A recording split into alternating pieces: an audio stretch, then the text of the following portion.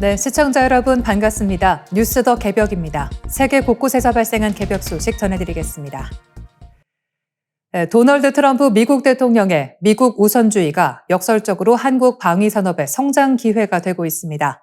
미국이 동맹국의 방위비 증액을 압박하고 유럽 군사 지원보다 자국 무기 생산을 우선하는 사이 유럽 국가들이 한국산 무기로 눈을 돌리고 있다는 외신 분석이 나왔습니다.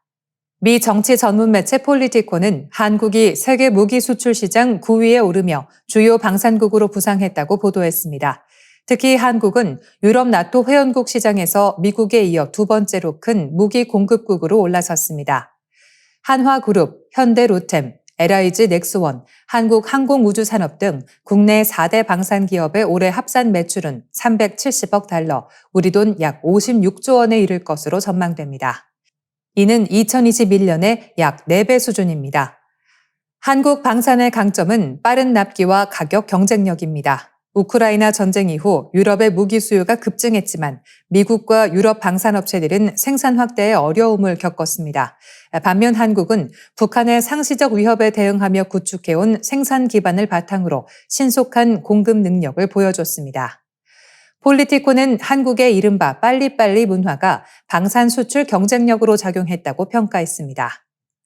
대표 사례는 폴란드입니다. 폴란드는 137억 달러 규모의 계약을 통해 K2 흑표 전차, K9 자주포, 천무 다연장 로켓 등 한국산 무기를 대거 도입했습니다.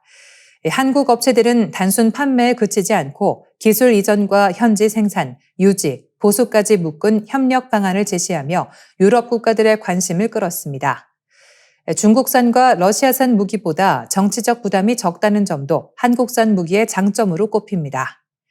다만 일본의 추격은 새로운 변수로 떠오르고 있습니다. 일본은 방위 장비 수출 규칙을 완화하고 필리핀, 호주, 인도네시아, 뉴질랜드 등과 함정 레이더 수출 논의를 확대하고 있습니다. 필리핀에는 미쓰비시 전기의 고정식 방공 레이더가 인도됐고 호주와는 일본산 호위함 수출도 추진되고 있습니다. 아직 일본은 한국처럼 대규모 수출 실적과 빠른 납기 체계를 갖추지는 못했습니다. 그러나 함정과 레이더를 중심으로 시장에 본격 진입할 경우 K방산과의 경쟁은 더욱 치열해질 전망입니다. 미국이 비운 안보 시장의 공백을 한국이 빠르게 메우는 가운데 K방산은 이제 유럽을 넘어 세계 방산 질서의 핵심 변수로 떠오르고 있습니다. 알바니아에서 분홍색 플라밍고를 상징으로 내세운 대규모 시위가 확산하고 있습니다.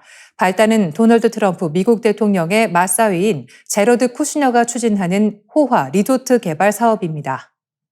쿠슈너 측은 알바니아 남부 해안가에 약 14억 유로, 우리 돈 2조 5천억 원 규모의 대형 리조트를 짓는 사업을 추진하고 있습니다. 하지만 지역 주민과 환경단체들은 외국 자본에 국가의 자연과 해안이 넘어가고 있다며 강하게 반발하고 있습니다. 논란의 핵심은 개발 예정지가 플라밍고와 바다거북, 물개 서식지와 가깝다는 점입니다. 에디 라마 알바니아 총리는 외국인 투자 유치를 명분으로 플라밍고 보호구역 내 건축을 제한하던 관련 법을 개정했습니다. 여기에 트럼프 대통령의 딸 이방카와 쿠슈너가 리조트 예정지를 방문했을 당시 라마 총리가 직접 안내한 사실이 알려지면서 특혜 의혹까지 커졌습니다. 시위대는 종이 플라밍고 모형과 분홍색 풍선, 알바니아 국기를 들고 수도 티라나 거리로 나섰습니다. 지난 6월 20일에는 유럽 전역에서 모인 수만 명의 알바니아인들이 알바니아는 팔 수 없다고 외쳤습니다. 이들은 미국 자체를 반대하는 것이 아니라 외국인 투자 제도가 권력과 특권층의 이익을 위해 악용되는 방식에 반대한다고 주장했습니다. 일부 시위대가 미국 국기를 흔든 것도 이 같은 뜻을 드러내기 위한 행동이었습니다. 시위는 이제 단순한 환경보호 운동을 넘어 정치 부패와 기득권 구조를 겨냥하는 흐름으로 확대되고 있습니다. 시위대는 라마 총리뿐 아니라 야당 지도자 샬리 베리샤까지 물러나야 한다고 요구하고 있습니다. 연금과 임금, 임대료, 경찰과 언론의 책임 문제까지 의제가 넓어지면서 알바니아 사회 전반에 쌓인 불신이 한꺼번에 분출되는 양상입니다. 반면 라마 총리는 시위대를 극단주의자로 규정하고 개발 사업은 알바니아의 이익에 부합한다고 반박했습니다. 또 이란 등 외국 세력이 불안을 조장하고 있다고 주장했습니다. 하지만 시민들은 이번 리조트 개발이 단순한 관광 사업이 아니라 자연 보호와 국가 주권, 부패 척결이 맞물린 문제라고 보고 있습니다. 분홍색 플라밍고는 이제 알바니아에서 환경의 상징을 넘어 더 투명하고 공정한 국가를 요구하는 시민 저항의 상징으로 떠오르고 있습니다.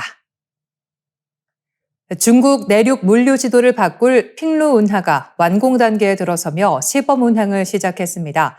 광시 장족자치구 난닝에서 통킹만까지 이어지는 이 운하는 총 길이 134km로 중국 서남부 내륙을 바다와 직접 연결하는 대형 국가 프로젝트입니다. 총 사업비는 약 700억 위안, 우리 돈으로 15조 원이 넘는 규모입니다. 핑루 운하는 광시 난닝시 헝저우에서 출발해 친저우를 거쳐 북부만으로 이어집니다. 개통 이후 광시 서부 지역의 화물은 기존처럼 광둥성 광저우항을 거치지 않고 시강수계와 핑루 운하를 통해 곧바로 바다로 나갈 수 있습니다. 이로써 항로는 약 560km 줄어들고 홍콩항과 선전항에 집중된 물류 부담도 일부 분산될 전망입니다.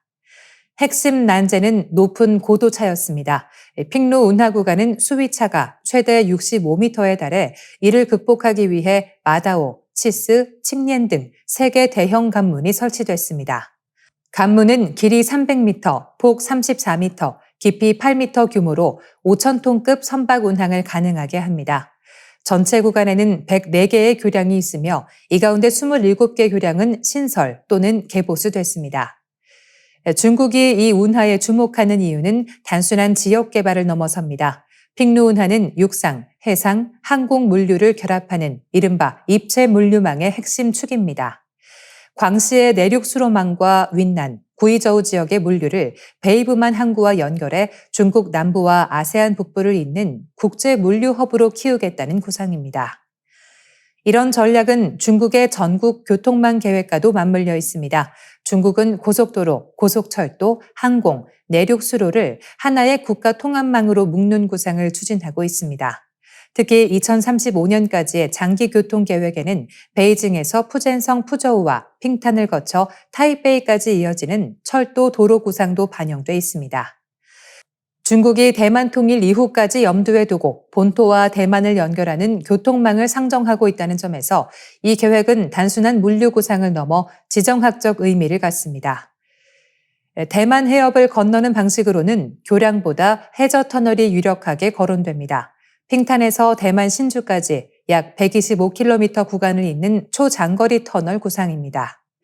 아직 현실화 여부는 불확실하지만 중국이 국가교통망 안에 대만 연결 계획까지 포함해 미래 통합 운송 체계를 설계하고 있다는 사실은 주목할 대목입니다.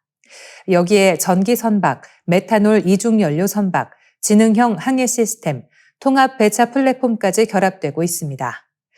선박은 한 번의 신청으로 관문과 항구를 통합 배정받고 센서와 통신망을 통해 항로 정보를 실시간 공유하게 됩니다. 이는 단순한 운하가 아니라 에너지, 통신, 물류가 결합된 거대한 국가 시스템입니다. 결국 핑루 운하는 중국의 내순환 경제와 서부 지역 개발, 아세안 연결 전략, 나아가 대만까지 포함한 장기 교통 구상의 한 단면을 보여줍니다.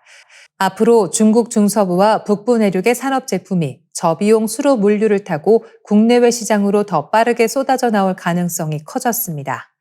한국 역시 새로운 중국산 저가 물류 공세와 공급망 재편, 그리고 동아시아 교통 질서 변화에 대비해야 할 시점입니다.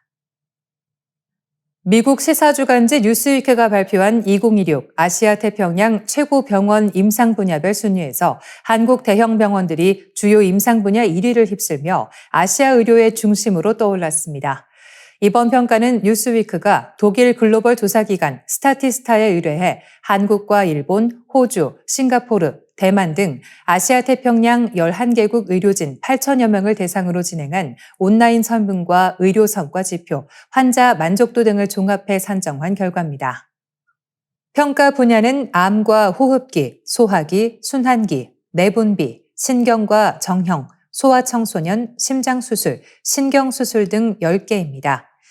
가장 두드러진 성과를 낸 곳은 서울 아산병원입니다. 서울 아산병원은 심장과 심장수술, 신경, 내분비, 정형 등 5개 분야에서 아시아 태평양 1위에 올랐습니다. 특히 심장병원은 뉴스위크의 아시아 태평양 병원 평가가 시작된 이후 4년 연속 1위를 지켰습니다. 한 해 평균 외래 환자 20만여 명, 입원 환자 6만여 명을 치료하며 심장 중재 시술 분야에서 세계적 위상을 굳혔습니다. 서울 아산병원의 성과 뒤에는 도전의 역사가 있습니다. 1990년대 박승정 교수가 심장혈관의 가장 중요한 입구인 좌주간부에 스텐트 시술을 도입하려 했을 때 세계 학계는 강하게 반발했습니다. 그러나 박 교수 팀은 안정성과 효과를 입증했고 세계적 의학학술지 NEJM에 국내 의학자로는 처음으로 여러 편의 논문을 게재하며 한국 의료의 수준을 세계에 각인시켰습니다. 삼성 서울병원은 암, 호흡기, 소화기 분야에서 1위를 차지했습니다. 특히 암병원은 전체 암 환자 5년 생존율 75.4%를 기록하며 세계 최고 수준의 암 치료기관으로 평가받았습니다. 국내 최초로 CAR-T 세포 치료를 시작하고 표준 치료법이 없는 환자를 대상으로 암 정밀 치료를 확대해온 점도 높은 평가를 받았습니다. 올해 처음 조사된 소화기 분야에서도 삼성 서울병원은 1위에 올랐습니다.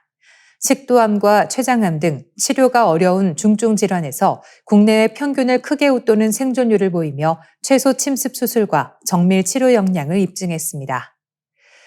서울대병원은 소아 청소년 분야 1위에 선정됐습니다. 서울대 어린이병원은 국내 최초이자 아시아 최초의 어린이 전문 대학병원으로 소아암과 희귀질환, 선천성 심기형, 장기 이식 등 고난도 소아 중증 질환 치료를 이끌어왔습니다. 국내 최초 영아 폐이식 성공과 소아 백혈병 CAR-T 치료제 생산 등 진료와 연구 성과도 축적해왔습니다. 이번 결과는 한국 병원이 단순히 국내 최고 수준을 넘어 아시아 태평양 의료 표준을 이끄는 단계로 올라섰다는 의미가 있습니다.